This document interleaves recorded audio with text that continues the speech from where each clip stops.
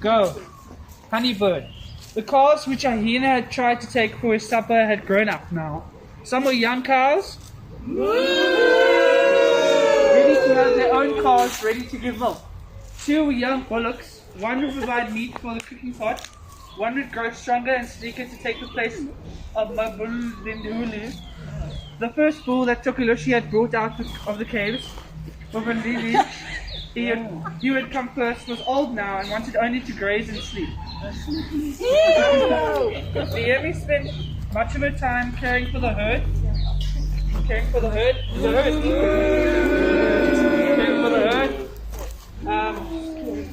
And first woman too.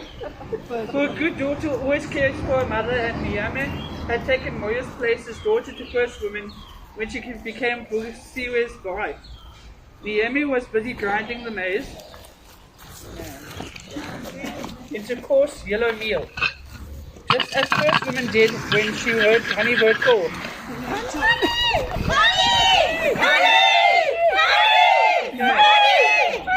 put down the flat grinding stones and called across the first woman.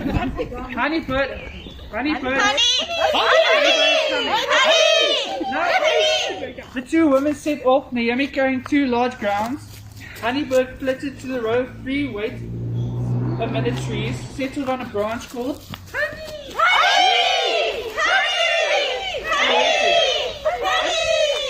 Naomi reached the tree first. Honeybird flitted onto the weeping willow and waited. Honey! He called. Honey! First woman caught up with him. She was carrying a smoldering log from her fire. Honeybird stooped down onto the first of the Masasa trees. Honey! He called.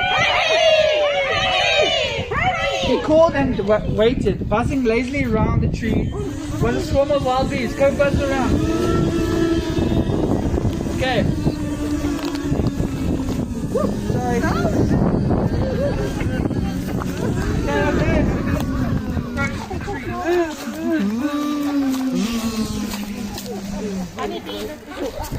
Around the tree was a swarm of birds. Naomi stood back from the tree, first woman, when she had regained her breath for it, but in long chase.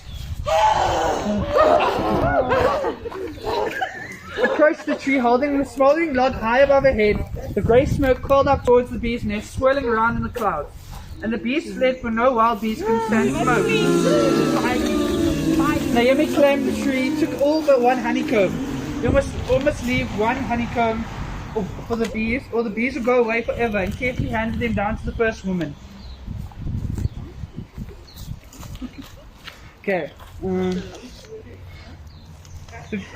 Holding the combs over the gourds, first woman squeezed out the thick yellow honey, then put the combs down in the grass.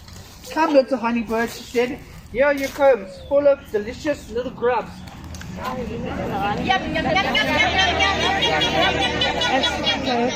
And see, I have left some honey in them too. She turned to the Naomi and they settled back to the huts, each carrying gourd of sweetness. Honeybird fluttered down and began pecking greedily at the combs.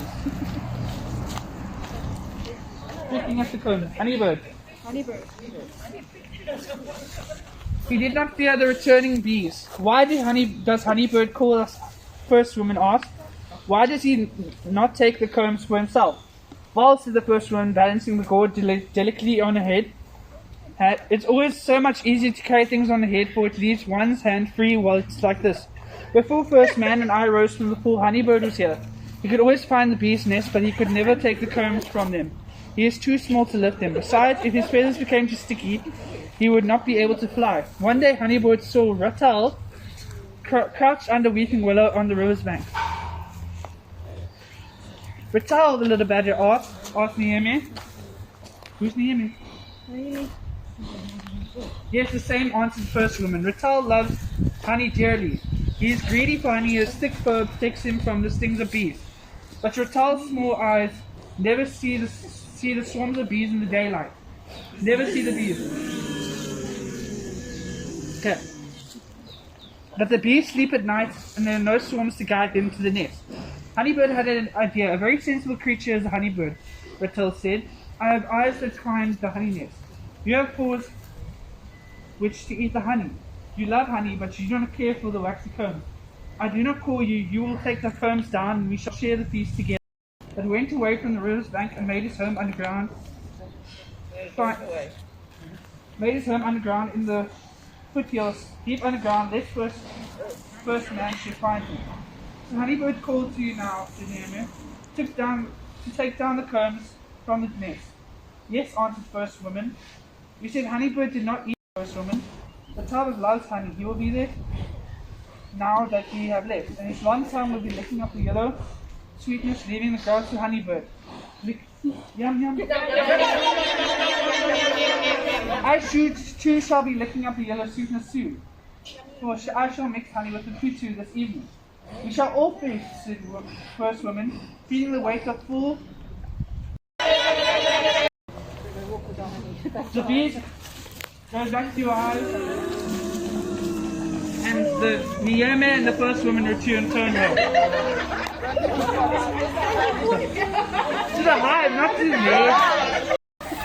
And all the characters are